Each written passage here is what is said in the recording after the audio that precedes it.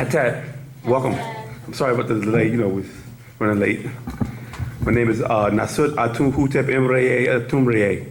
I'm a student teacher of the master teacher Pt.1, also known as Malachi Cobain York, who's been, Chief Thunderbird Black Eagle, Pt.1.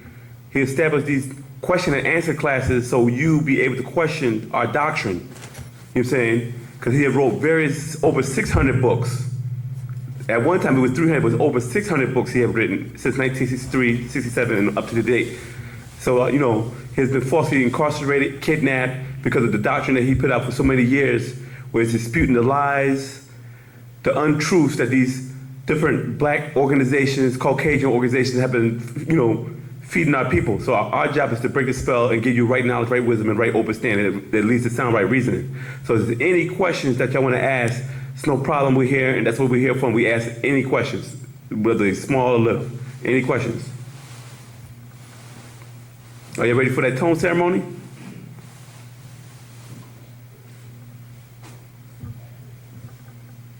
I just heard about it. Yeah. But in other words, because it's so powerful to me, it brought us here to get the fellowship to be able to move. And you've been around for a long time, so you know how powerful those tones are. I know. Because you're a Sufi. Huh? Yeah, so this tone ceremony is one of the ceremonies where when we come together and you learn your natural tone that your body gives off, right? So this not only will this help us free the master teacher, it will also bring us together and be in one harmony, one sound. You know what I'm saying? This is the reason why the Europeans and these black devils are running the planet right now, because we're not on our tones no more. Because you gotta remember back in the day, everybody was up for and by each other. It was more of it wasn't like, this is my neighbor. It was more like, this is family. Because everybody, when a child did something wrong, the whole family jumped in on it. Anything happened, somebody got sick, the whole, we was always close knitted. You know what I'm saying? So what happened is, in order for us to beat the spell of Leviathan or the 6 ether forces, we got to come together on this one accord, one tone. And once we come together on the tone and we start chanting on the same tone, we will actually change the frequency of the planet. You know what I'm saying? And then we'll start getting rid of these adverse forces that's giving us these problems year in and year in and year in. You know what I'm saying? People always saying, things have got worse. Or the people are going crazy. Or the young boys and the young girls is off the chain. You feel me? But once we start emitting this energy together, we'll start getting rid of these forces. And then next thing people will start getting back in the right state of mind, and we'll start being way more in tune with nature, which is the feminine force of Anun, which the planet Earth gives off. This is why in the last 12,000 years, no matter what religion you were, they were all fighting over what land? Do anybody know? No. They was not fighting over Africa. They were fighting over the Middle East, because that's where the vibration of the planet Earth was, vibrating at the time. They call it the Holy City, Jerusalem.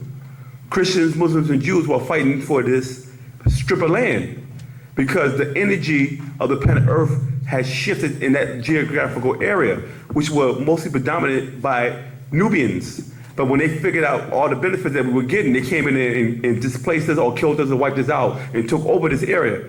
Because you got to remember, anybody who knows anything about the old Ansar doctrine, you know that the tribe of Quraysh was in Mecca first, before the Arabs even came and migrated into Saudi Arabia. You know what I'm saying? Because I think it was called, Before it was called Saudi Arabia, it's called Al Ghuz. Al Gore. Al Gore? Isn't that what's the name of the vice president at one time too? Yeah, Gore. Al Gore. Yeah, Al Gore. Yeah, exactly. Wow, that's deep. You know what I'm saying? And they got the original tribes out there, and then the Saud family came in and took over, and they changed it and called it Saud Arabia. A lot of people don't know the name Saudia come from the Saud family, which were nothing but a bunch of Indo-Arabs. You know what I'm saying? And this is why they were fighting over this area for so long. The city wasn't holy.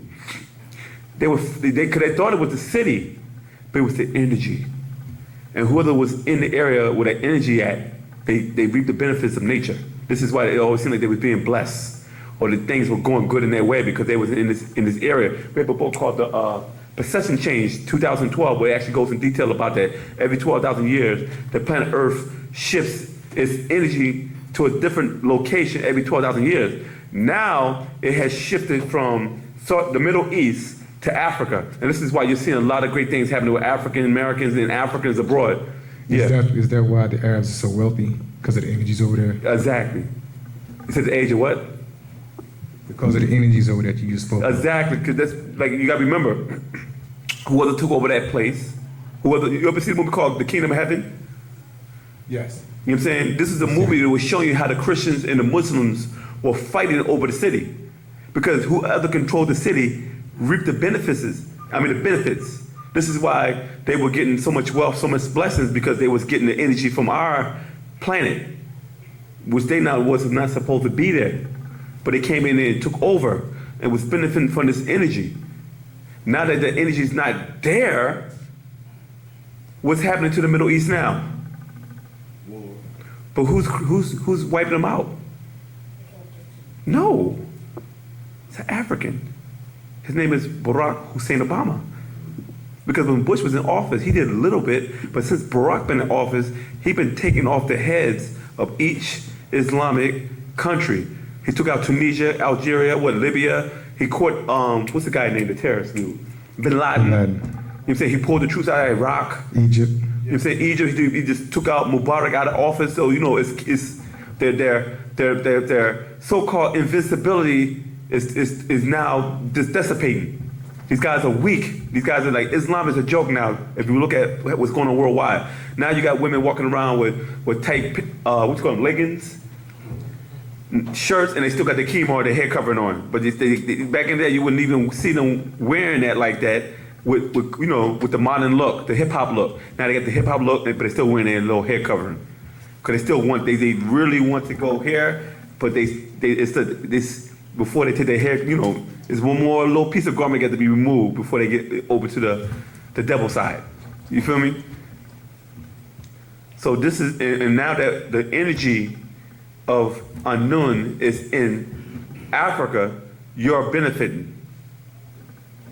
And when I mean benefit, meaning that you have to be in the position to get the benefits. You just can't sit there and say, oh, I'll just wait for it to happen. That's the bum mentality. That's the same thing we learn in religion with that pie in the sky.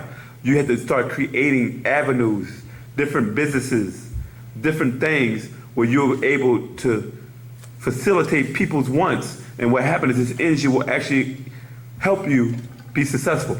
This is why you see a lot of our entertainers and leaps and bounds is that we had to struggle for it. Now it's coming like with ease. But now you're looking at the people who never had nothing, they're just tricking their money off and wasting it on anything. Or I never could afford that TV, so now I'm gonna buy me a 54-inch TV in the wall. I never could afford that car, so I'm gonna buy this $500,000 car. I couldn't afford this house, so I'm gonna buy this $2.4 million mansion. You're buying stuff that you don't really need. There ain't nothing wrong with having it, but it's like then you go broke. I ain't got no money to pay for it. To keep, keep up the maintenance, but I bought it. Then some of these guys get foreclosed because they don't know how to handle their money. Because they never had money, so how would they know how to handle their money? This is why you see a lot of tragic stories that's being VS1, Unsung, and what's the other one? And the music, what's it behind the music where these guys make so much money, but at the end of their careers, they're broke. Whether they're athletes, entertainers, you know what I'm saying? Or, just in general, it just happens. So you tell me, how long you been reading the books? I'm actually new here, so I haven't really read too much. Have you read any of them? None of Dr. York's books, no. So how did you come into this? I mean, like, get familiar, Actually from YouTube, I was familiar with Polite. Oh, one of Pop's students. Okay, yeah. And then through him, he mentioned his name a couple times, Dr. York's name. That's his teacher. I've heard that. Yeah, he's one of our fellow students. Mm-hmm. Yeah. And so, and that's why I'm here, because I found out that, this temple was right close to where I live, so. Yeah, we also had one in New York rebuilt up. Actually, the first temple was in New York, but it was an Islamic temple. But now it's being re-innovated into to look like this. The inside's already done, they're working on the outside right now. But have you watched any of the YouTube videos of Dr. York teaching class? No, not yet. Oh, yeah. I plan on it, though. Well, you should though, because you see where Brother Polite, myself, and a lot of the other teachers get our information from. Because what happened is our master teacher has been writing books since 1967 and 63, right? These books are only pieces that come out of his mouth. Meaning that 20% of the stuff that comes out of his mouth are put in book forms, and that's 600 books. 80% is the stuff that the master teacher had classes for the last 40 years when he's in Bushwick, New York. It was called the Hall of Knowledge. Inside his hall, Papa said, look, you have any questions or you want to challenge me or debate with me, come to the Hall of Knowledge. Because at the time, it was a real powerful conscious, thing going on at that time. You had different organizations, 5% Nation Islam, More Science Temple, the Hebrew Israelites, and so on. So many different, right? And everybody was saying, we got the truth. What year was that? Oh, this is from 1970 and up. So what happened is a lot of people, Doc wasn't bothering about it. He said, look, I'm here to just raise my people. But what happened is a lot of people were attacking us when we were known as Ansar Nubian Islamic Hebrews. You know what I'm saying? And they said, y'all think I got the truth? Well, we presented facts to them. And they couldn't dispute it. So their whole thing is that we had a problem with us. So they said, well, I'll just challenge your teacher. So he had opened the door where these guys can come here and debate, and they got shut down. Because not only did he shut them down using their own books, he spoke 19 different languages. He actually was able to translate your information that you don't even know the language to. You're coming in there debating Dr. York as a Christian and you don't speak fluent Greek. He does. You came there as a Jew trying to diverse him and you don't speak fluent Arabic Hebrew.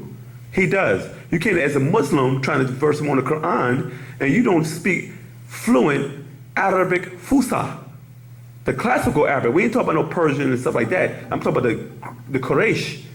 And he did that. So how can you debate with somebody and you don't even speak the language? All you doing is debate me on a translation that someone else gave you, and you don't even know if they translated it right or wrong. So the master teacher have been doing this for so many years, and the stuff that you've been around. How long them classes probably teaching about? What when he teach classes back in the day? How long them classes be about? 4, 5, 6, 7. We talking about 4 or 5 hours of information that's coming out of his mouth. A lot of people say, "Oh, Pop plagiarizes his books, or he gets his book from other people." Pop gives you reference because you don't trust him as a black man. Because when he was teaching it before, back in the 70s, and give you information, people said, it sounds good, but I don't know if that to be true. And then a couple years later, when the Caucasian reads his books, and then put it out on CNN or put out book, this is what people do. They come to Pop and say, "Yeah, Doc, that thing you was talking about the cloning? Well, the white man talked about it on the news the other day." So this is they're saying is that you were right. You hear me? But you couldn't trust him before until you heard it from the Makasu. You hear me? So then what happened is in 1992, the master teacher said, "I'm going to start putting reference in the book." How can you plagiarize someone's book and you put the reference in? I'm stealing from Zachariah Stitchin. I'm stealing from him, but I'm giving you the reference of who these guys are. The master teacher, and the reason why we call him the master teacher is because he is the only person on this planet that can take Islam, Christianity, Judaism, Illuminati information, you hear me? Ancient Egyptian information, ancient Babylonian information, extraterrestrial information, right? And able to interwoven it and tie it all together. A person who is a scholar an Islamic scholar can only master the Quran. A person who's a Jewish scholar only masters the Torah. A person who is a Christian scholar masters the Bible. He even tied in masonry. Because you gotta remember that all these religions came out of masonry. You hear me? And masonry came out of where? Egypt. So basically, Pop don't have to take the doctrine and say, "I'm taking your doctrine," right? And people say, "Oh, Doc, you're just taking everybody's doctrine and creating your own doctrine." No. We're taking our stuff back. It was already ours. You came into Egypt without permission and wanted to sit amongst the masters. And we said, "Okay, fine, we'll give you something." Then you took the 3 degrees that we gave you and ran back to Greece and Rome and created your own doctrine and put your own spin on our story. So basically, if I have this book right here called the Egyptian Book of the Dead, and there's so many other books in Egypt, but it's not in book form. It's called The Coming Forth by Day. The European called it the Book of Dead because when they came in the pyramids or the temples, they were finding sarcophagus of dead pharaohs. You hear me? That passed on long ago, right? Thousands of years ago. We ain't talking about 100 years. You hear me? And what happened is, this was just one of the books. There were various books on the walls, but they were not all in the same location. So what we did is that we put everything in stone, because why? It lasts for what? Ages. Paper will disintegrate over time. You feel me? So we wrote everything in stone. You feel me? And what happened is, certain books were in different locations in Egypt. So when you say, let me go to Luxor from Cairo, right? You couldn't just say, let me just go down a block and I'm going to go to this temple. Luxor will be equivalent to you leaving from New York to Florida, to Orlando. That's how far apart it is. If you look at Egypt on the map, Egypt is actually bigger than the whole eastern coastline of the United States of America and almost in the Midwest. That's how big it is. This is how massive Africa is. If you was to take one of those countries like Sudan and them and could put it, bringing it over to the American side, it takes up about 4 or 5 states. Just the country of alone. We ain't talking about the continent of Africa, just that little country alone. You hear me? So they would have to travel long distances to alleviate this problem because they didn't have cars. So they do by what, camel and travel through the desert or walk. So what they did is they started putting it in that thing called papyrus, which is a form. But you said, Yeah, you got it. yeah, papyrus, right? Which is a form of wood where they just smash the wood, right? To a point till it gets real thin, ultra thin, and they start writing on it. This is where paper came from. Look at papyrus, paper. You know what I mean? So what happened is they took all the writings from all the different temples and started putting them in book forms, and they put it and stored it in a place called Alexandria, Egypt.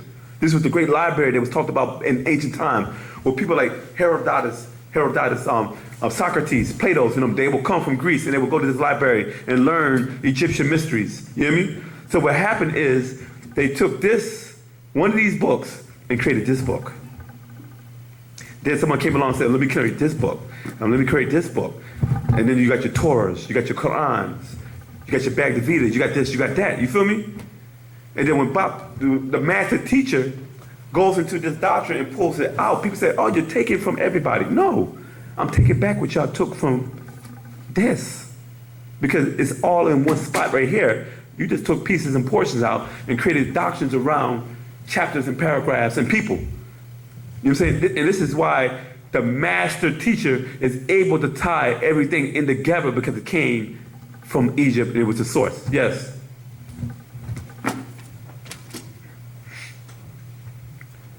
So how does Alexander the Great fit into all this? Alexander the Great was a Greek emperor. He was a warmonger and a homosexual. And what happened is when he came to Egypt, one thing that was actually peculiar about Alexander the Great is that when he saw Egypt for the first time, he actually fell in love with it. So he didn't feel like attacking it. So what he did is he made peace with him. And I think he put one of his general called Ptolemy over Egypt. Instead of just going in and just try to take Egypt by force, he actually came there and said, look, I'll protect you from so and so and so and so. Just let me be let me just come under you and learn. And they taught Alexander the Great a lot of the Egyptian mysteries. You know what I'm saying? But what Alexander didn't know to him, unbeknown to himself, is that the masters knew his nature and they knew that he was a warmonger. So what they did is they created their own version of a spy. It was called the Egyptian spy system, where the Egyptians gave him false Egyptian information. And Alexander the Great ran with that, brought it back to Greece, and this is how the philosophers started creating all these different doctrines. You know what I'm saying? You say Medusa, but if you look at Medusa, she's a Gorgon. We all know that it comes from the Egyptian deity Bes. If you look at the ancient image of Medusa, she has a tongue sticking out like the deity Bes. Apollo will be Amun-Ra. Zeus will be the god Re. You see? Dionysus will be Horus. So every time you look at the Greek gods, you're looking at Egyptian deities that they stole and they created equivalents. You feel me? So this is how the Masonic Knights of Templar Rosicrucian orders were created.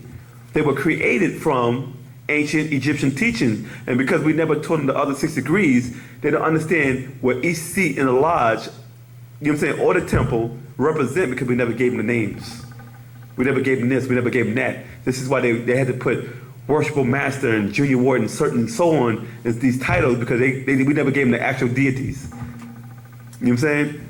So the whole thing is that now they're dealing with a watered down version of Egyptian doctrine. Because when you look at the word masonry, masonry deals with what? Building. In our language, we call it pabananu, the builders. That's how you will say masonry in our language. You know what I mean? But they say masonry, we build temples, but the original and oldest builders are from where? Egypt. So who were the original masons? Egypt. And they were Africans, because Egypt is in Africa. You know what I'm saying? So this is what happens. Alexander the Great came in there, did his thing, and was given a false doctrine, and was taken out. This is how we kept the secret sacred.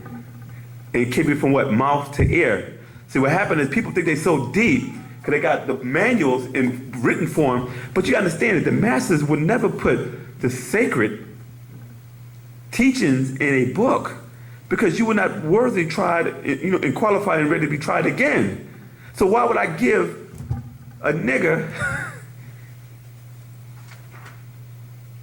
the science of the universe? Why would you do that? Why would you give a crazy person who's unstable the power of levitation, the power of transfiguration? You feel me? Would you give Lil Wayne the science of the universe? Why not? He's a good person, ain't he? No. How about Gucci Man? I like Gucci Man though. You know what I'm saying? How about Jim Jones? Please. yeah, that must have got to yeah. But this is what I'm trying to say. So this is what happens. People say, well why y'all, knowledge is free. It is free. But you have to earn it. You feel me? You know what I'm saying? If I'm going to teach you this science, right? How can I trust you when you still think like a Caucasian? It ain't about race. It's about loving one another.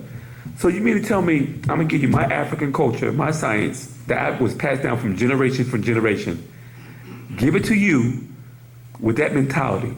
So when the white man asks you for it, you be like, sure, Biff, you can have anything you want. And then Biff take your knowledge that you give him and use it against you. Next thing you know, you homeless, got you prostituting, got your man strung out, and you be like, what happened? And then now you became an overnight racist because you got screwed by your so-called brotherly friend in spirit, because you didn't look at the enemy like, this is the enemy. I'm not gonna be friends with this lion, but he's cool, so I'll just give him a couple pieces of meat and he won't attack me. But what happens when you run out of meat? You become the meat. And this is what happened in America. The white people are about, oh, you're using the race card. So why can't I use the race card? You was using the whip card on me. Huh? You're using the chains and shackle card on me. You're using the recession card on me, the segregation card on me, so why can't I use the race card? Oh, you black people are racist. Yeah, I should be racist.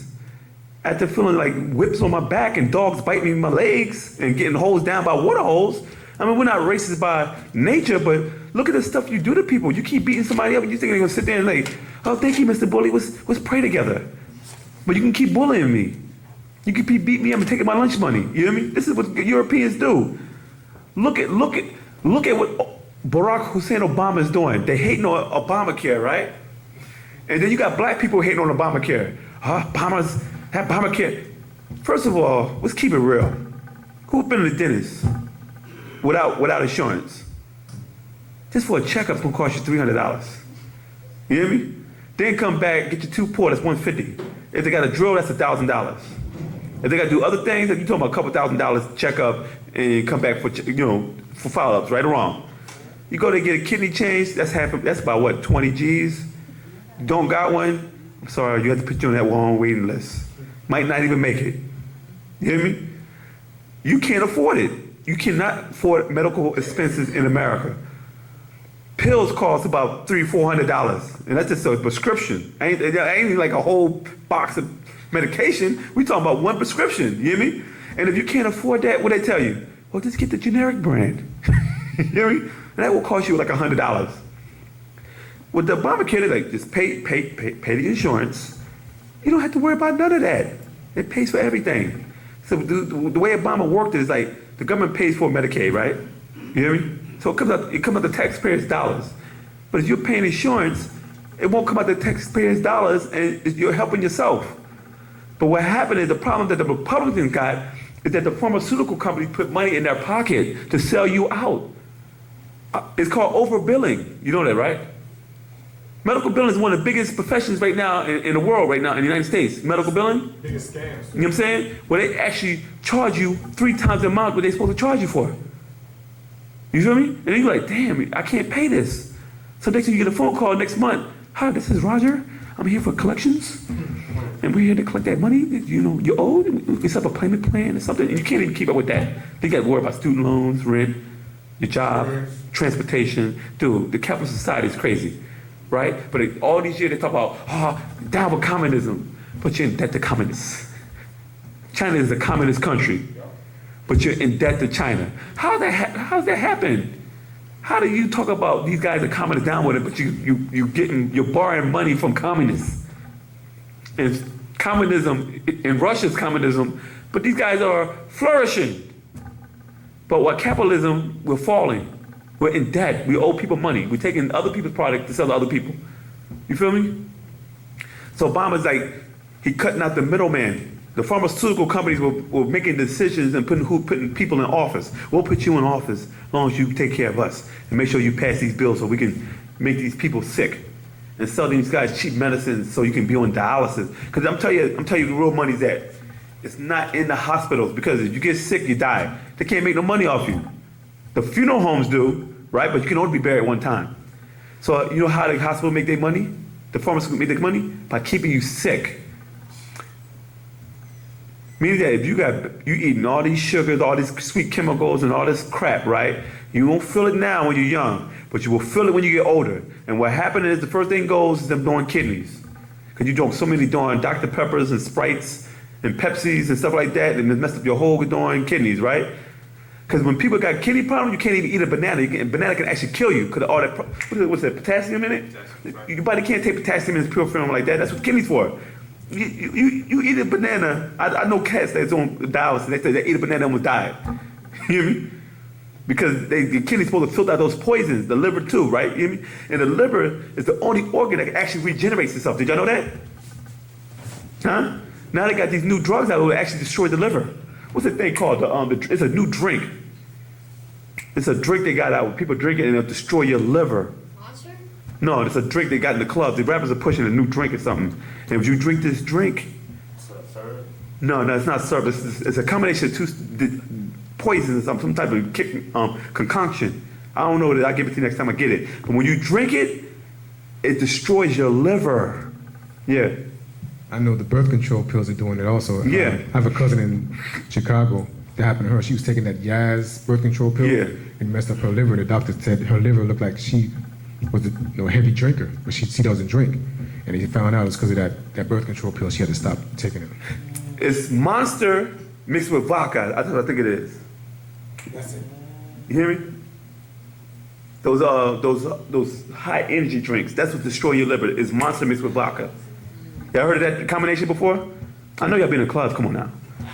Huh? I know you don't have, because you ain't supposed to be in the club. You too young anyway. You know what I'm saying? So what happened is these pharmaceutical companies are making millions of dollars, billions of dollars, trillions of dollars off of you being sick, because when you get sick, you need what? Medication.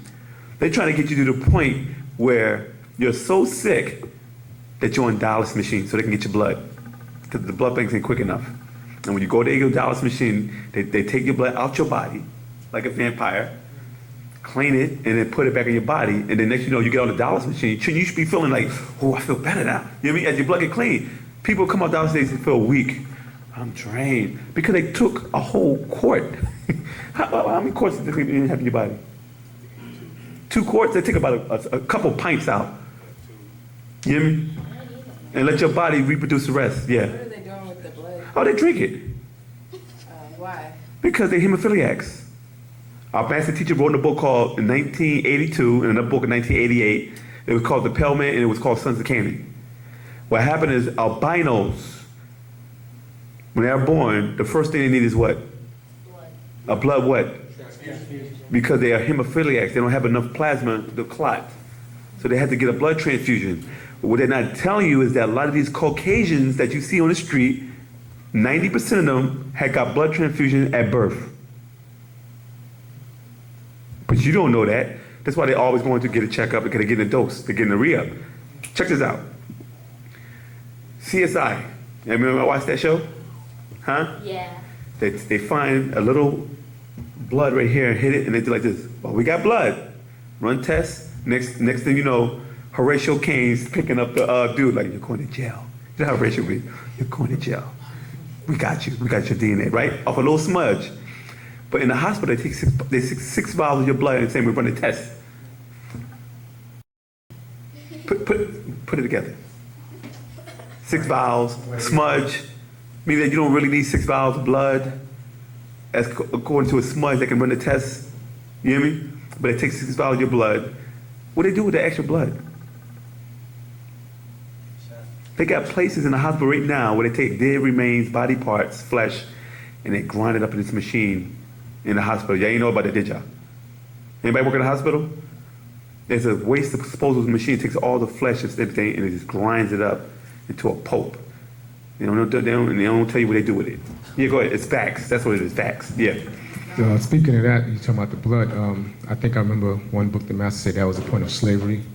But I think the master too was saying that was a point of slavery, the blood in our blood. Exactly. And then he brought up the book by Abraham Lincoln, the Vampire Slayer. You said that's a he made mention. Master teacher, I forgot to say. Master teacher said, one reason, slaves, they didn't really want us for cotton because that's all they had us doing for.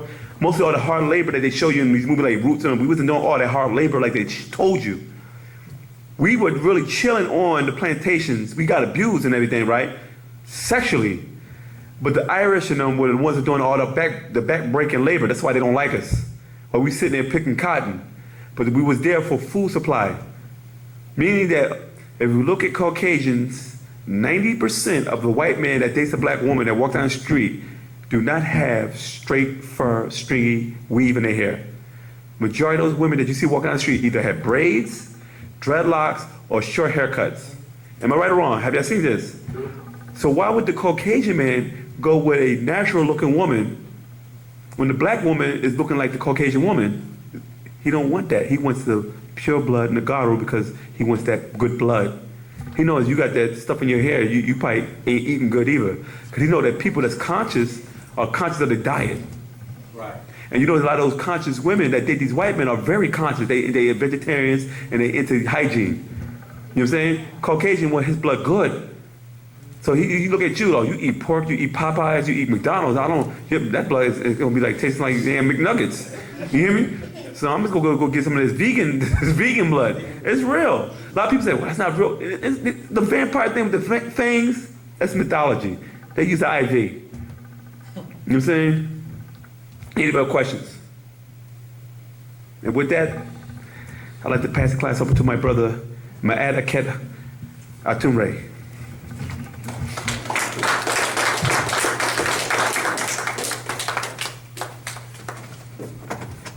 What's up? Just a reminder, like the brother pointed out earlier, this is a question and answer class. So as questions may be formulated in your minds, any questions at all, feel free to come up and express yourself. You know what I'm saying? See what's going on. Go ahead, brother. I remember in, I think it was a procession, actual fact. The procession change, yeah, 2012? Procession change, yeah, I think that's it. Okay. They were talking about Noptoplaya, and I think that's the cycles. it's cycles, yeah, that's what. Yeah, not the cycles. player. Yeah. I was wondering, I was also doing some research, and they were saying there was some similar places like that, the same type of structure down in Ethiopia. I was wondering if there was any information as far as maybe which one is older, or, you know what I'm saying, or is it kind of still dealing with the fact of everything kind of started in Central Africa and kind of moved its way up in the... Yeah. I've heard the one in Ethiopia, although I have not done enough research to really understand how old it is. You know, I do know that throughout the world, not only in Sudan, which is Sudan, between Sudan and Egypt today, they call it the Noptoplaya. Not only in Ethiopia, you have other stone monuments or megaliths all around the world, even the ones in in Europe. They call it Stonehenge. And you have one even in the Americas. You know what I'm saying? So you find it all over the world. I don't know enough about the one from Ethiopia, but I do know that they have proclaimed that the Nebta Playa is the oldest astrological site on Earth, older than the pyramids itself. You know what I'm saying? In fact, you'll find that the man who discovered it and wrote books on it, and I think it's called the Serpent's Gate. I'm not sure right now, I'm on the moves. But he explained how the people who built the Nebta Playa, or who is responsible for that, has such an astonishing advancement on astrology and the distance between the planet and the stars by light years. They call it helical horizon. You know what I'm saying? And helical horizon is basically when the sun rises with a particular star at a certain point. And they had the Nebta Playa, which is really a circular shaped megalith, and that was dealing with the four season and also dealing with the solstice when that mark came in. Across the Nebta Playa, right, you had a whole nother area that dealt with helical horizon. What is it called? It's another word I'm looking for, basically. Helical horizon, okay. Basically what they discovered is this. They said that the distance between each stone and that main stone, right? Let me draw it. Let me help y'all out right real quick. The way it was is you have a stone central here. And let's just say this is the horizon, right? And the sun would rise at a certain point. And you had this particular stone, which symbolized where the sun is, where you'll be standing. And then each distance from this particular stones, you had other stones all over the place. At a certain time, counting thousands of years, the sun would rise. Instead of over here, this stone would rise and a particular star would rise along with the sun, right? And then here, and then here. And they were saying that the distance between where that main stone is, where you're standing and you're observing, and each stone was exact light years from this planet to those star system.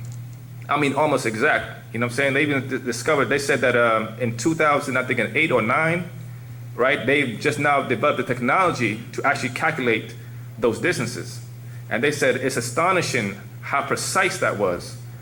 And you know what's so interesting about it? You know, when you do some more research on it, you'll find that the people who's trying to expose this information and show the advancement of those particular people, they're saying that there are people that's coming over there and raiding those areas and knocking the stones down. Again, trying to hide the fact that we are the originators. Because you know sub-Saharan Africa, you know what I'm saying, that's what they call the Sudan today and Egypt, right? This is where we lived, the ancient ones, the Nagaru. You know what I'm saying? And we had such an advancement. Even the so-called dynastic period, the dynastic period of ancient Egypt, that came later. But before that, we were so advanced because we had contact with extraterrestrial beings who we call our overseers, you know what I'm saying, who came and taught us this kind of knowledge. And everybody was preparing for, like I said in the cycle, for that next 25,000 year cycle. You know what I'm saying? But again, to answer your question, the one in Ethiopia, I'm not too familiar with that, you know, but I'll do my best to look more into it and bring you back some information. Any more questions at this time? Yes. Can you talk about the true origin of Christmas in regards to where they got the story from? Of course, Egypt. But just talk about that. You said Egypt? Yeah, Egypt is the originator, of course. So where did the current the current story of Christmas come from? Okay. Before I go into it, I will say this. Our master teacher, for the last, 30 years? 30 years, he has published and revised a book called The Fallacy. Fallacy of Christmas and Santa or Satan. That's right, The Fallacy of Christmas, Santa or Satan, and he goes into the entire origin of Christmas, or what you call Christ Mass. And what's interesting is most Christians think that Christmas is a Christian holiday when it has its origin in ancient Sumer or Babylon. And that was dealing with the birth date of a man named Sargon or Nimrod. You know what I'm saying? That's where the whole story of even the pine tree of where he was buried, you know what I'm saying, came from, you know. So again, it's borrowed information. Christianity borrowed from ancient Sumer because, of course, the Babylonian gave birth to all the religions or the monotheistic religions you see today, because that was linked to ancient Babylon. Even in the so-called Bible, they explain how when they were captives in Babylon, how they lost all their manuscripts or scriptures. But the gods of Christianity, the gods of Islam, the gods of Judaism, right, was all also the gods of ancient Mesopotamia. And that was dealing with the Anunnaki. You know what I'm saying? So the origin of Christmas is not what people think it is today. It's not big fat white man. Even the concept of Santa Claus is God, if you think about it. You know what I'm saying? And they put this in children's head. They say, what? You know when you're sleeping? He know when you're awake. Y'all know the song, right? He knows when you're what? Bad or good. So be good for goodness sake.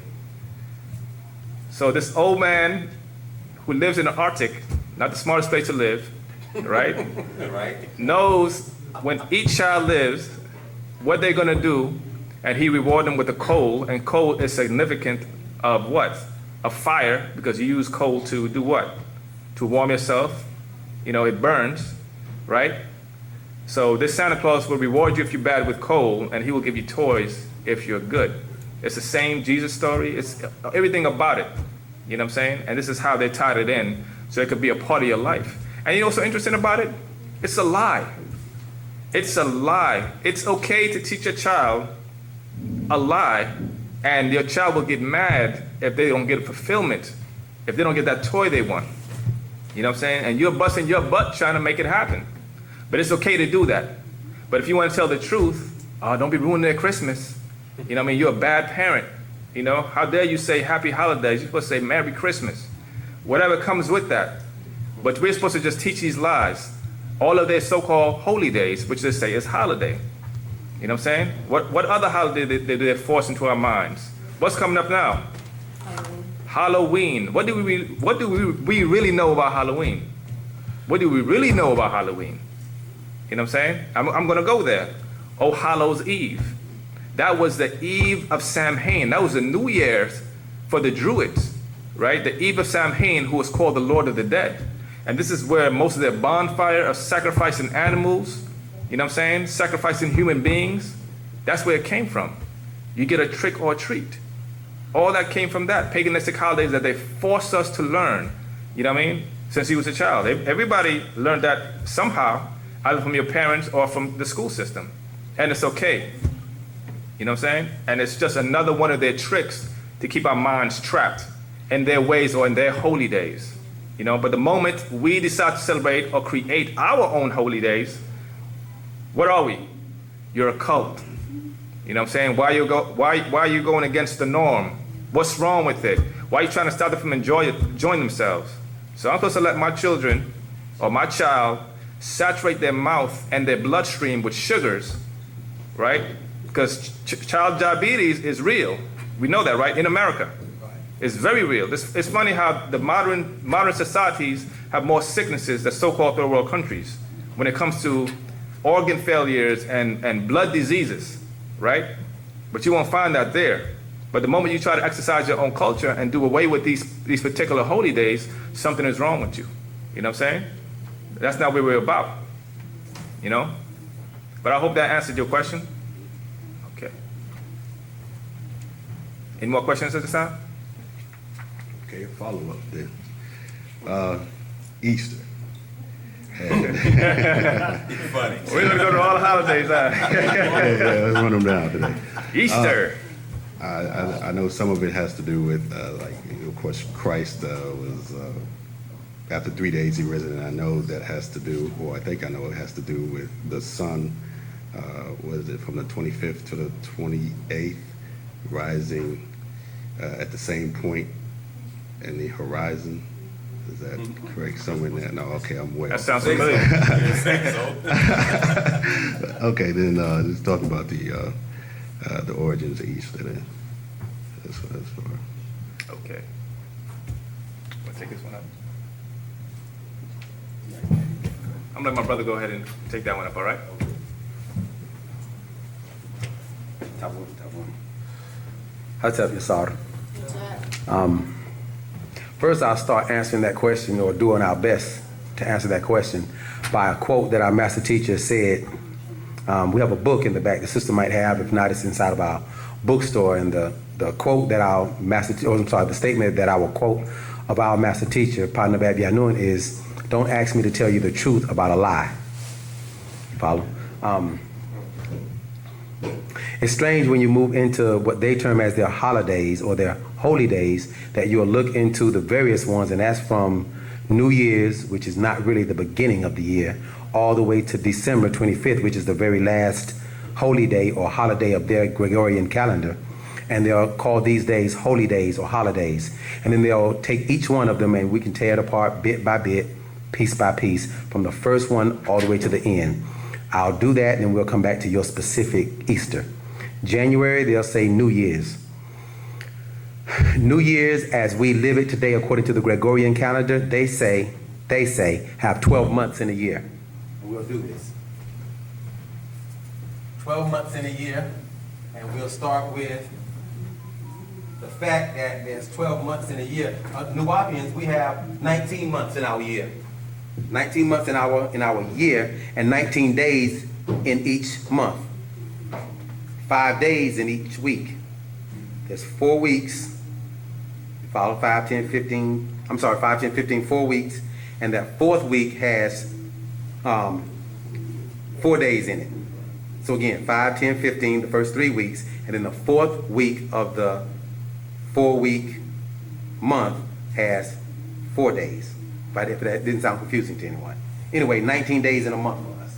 Okay. According to the Gregorian calendar, you have the January, February, March, April, May, June, July, August, all the way to December. When you finally get to December, we're talking at December, D-E-C-I. The word Deci in December, we all learned way back in elementary, back in junior high, that Deci is the decimal, or the 10th place, which is 0.00. It's the 10th place on the chart. Work with me now. Decimal. Sweat is going to your answer. Decimal is the 10th place in the number chart. But counting number 1, 2, 3, 4, 5, 6, 7, 8, 9, 10, December is the 12th month of the year. Why isn't it the 10th month of the year? And then you'll move down to, it gets better. You just move back from December to November. November is from the Spanish word nueve, which we all know counting Spanish is 9. Who said 7? Off with this head. November, we all know is 9, but November is not the 9th month of the year. Let's do it better. O-C-T-O-B-E-R. October, which we know from the word very good. A+, get a smiley face. In octagon, we know octagon has how many sides? 6. Say it one more time in English. You got it. 8. You're very good. We know octagon has 8 sides, but October is not the 8th month of the year. And if you look at each one of these, December, which should be 10, but it's 12. November, which should be 9, but it's 11. And October, which should be 8, based on the word October meaning octagon or 8. October, not 8, but it's 10. So each one of these have been pushed down 2 spaces. The 2 spaces that have been pushed down by way of is Julius Caesar, who added the months June and July, Julius Caesar. All of this is in our doctrine. We were taught this by our master teacher. And no one can unteach it. No one can say, that's not true. Then prove December don't mean 10. Prove it don't. You can't. Prove November don't mean 9. You can't. Prove October don't mean 8. The child knows it does. Prove it don't. And you can't unprove the truth. You can't prove it not being true. Julius Caesar added June and July to the Gregorian calendar, which pushed it down 2 spaces. And what happens is that everything within the month from January to December is a lie. Every single one. The fact that they keep going back and forth on the calendars.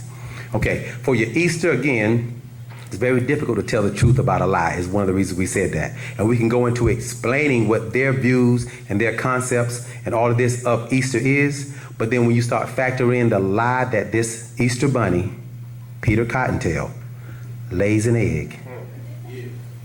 What more do I need to explain?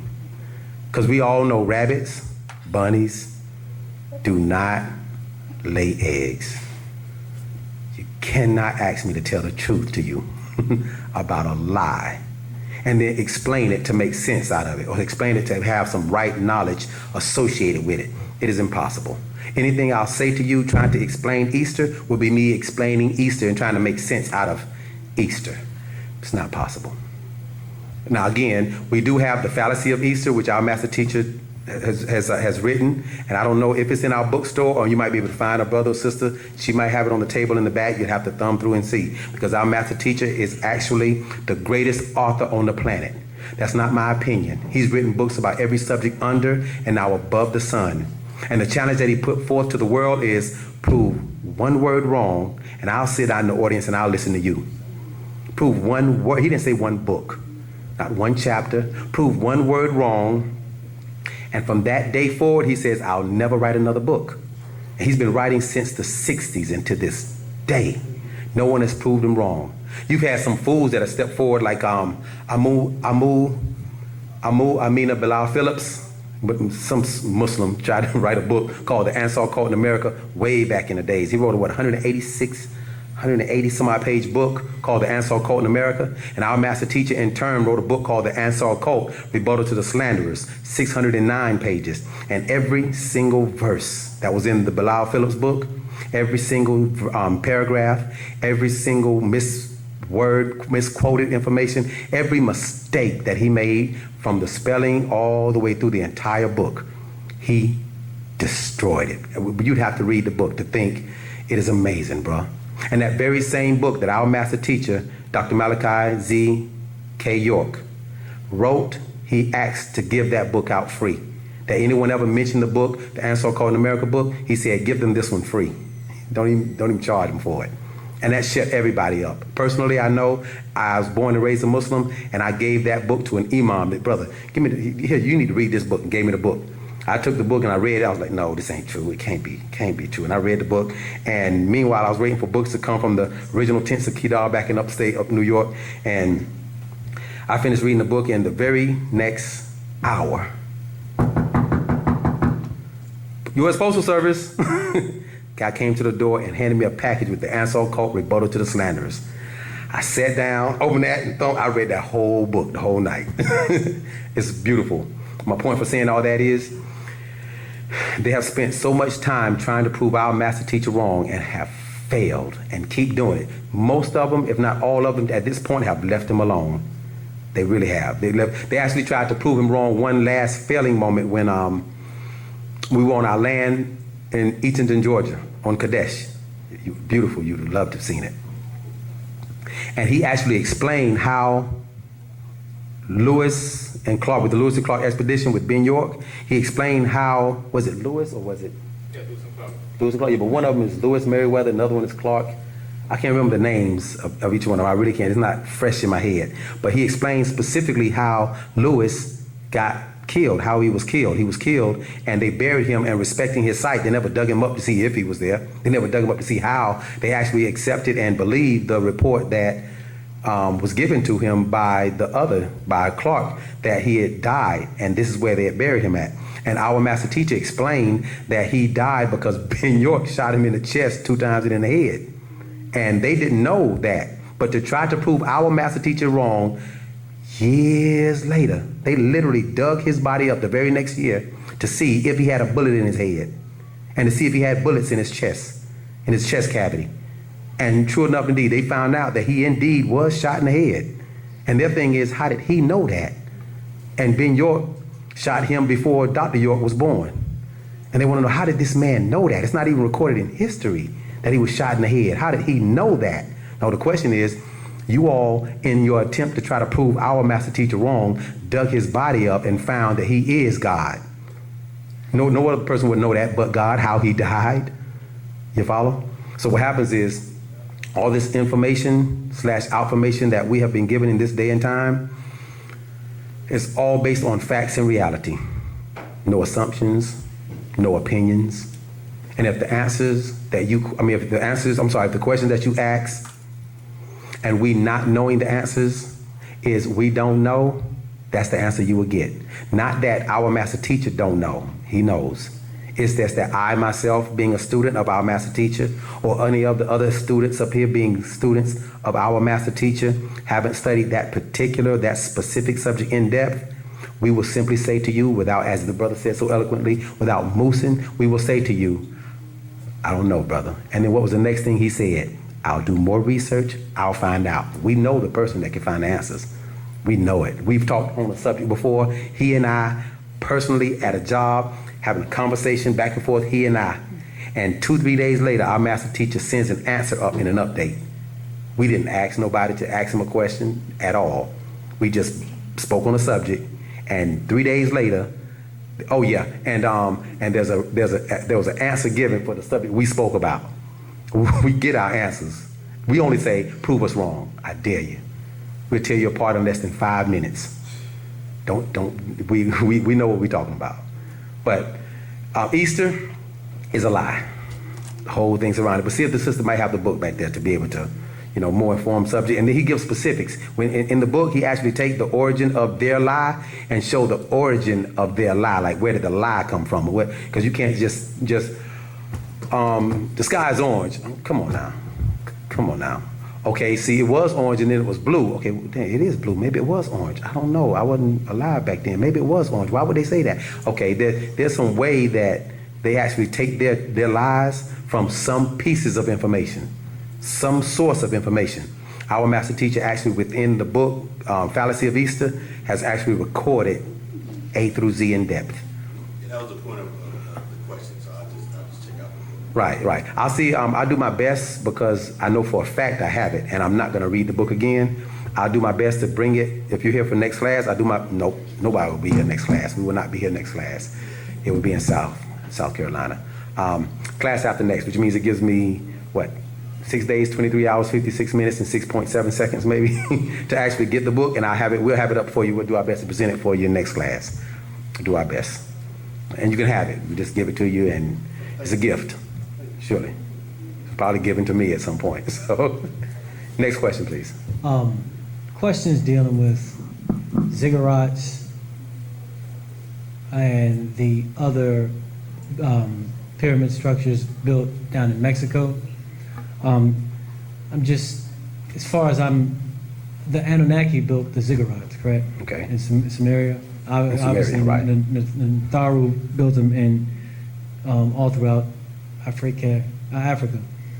Now, dealing with the Mexican, all those pyramids in Mexico, okay? So I can't remember, was it the Olmecs that built it? Was it still was it the Olmecs just giving the information from the Natharu, just taking the knowledge over there, Built or And built it. and built it? And So- did the building, correct. Okay, so all those temples are just the Olmecs Yes. that built that. Okay, so when I remember in the tablets it talks about Quetzalcoatl and talking Right. about how they were doing all the blood sacrificing, all that blood sacrificing on those temples down there. Now, knowing the food for the God doctrine, is that an association between specific beings there? That's why they were doing all that killing and stuff? Ask that question once again. Yeah, I didn't well, quite hear the question. yeah. I thought you were still making a statement. No, and it no, went to you, a question. you answered, you said the Olmecs built those pyramids in Mexico, correct? Okay, correct. Okay. Now, they were doing the blood, it talks about, in the tablets, it talks about Quetzalcoatl, and it talks about how, it starts talking about, they were, as we know, they were doing blood sacrifices and stuff. I'm kind of wondering why, now knowing the food for the God doctrine, Okay. why were they Following so doing far. these sacrifices on those temples? The Mayans, why were they doing those? Okay, I'm honestly still not understanding the question. I hear the question, I hear what you're asking, I'm not understanding the two associations, so I can associate the two. Okay. I'm not understanding. Well, let's just Maybe the way forget you that. worded No, it. let's say there's two questions. You answered one part. Okay. Okay. Okay. That was answered. Now this part is just dealing with the blood sacrifices and everything in the Mayans. Who were they worshiping those to? Were they extraterrestrial beings that they were worshiping the blood up to? Okay, I think I understand the question you're asking. You're asking, let me try and reword it so I can make sure that I'm receiving the question right, so I can do my best to answer it right. You're asking about the Mexicans, I'm sorry, the Olmecs, I'm sorry. You're asking about the Olmecs and their relationship to the building of the pyramids and their guidance. And in their guidance, were they offering blood sacrifices to what deity or which gods? Well, no. No, okay. You know, you answered the first part because you basically said the Olmecs did get the technology to build those structures. Okay. Right, are we there? Let me see if he's possibly understanding the question better, then he can probably do a better job asking, because I'm not.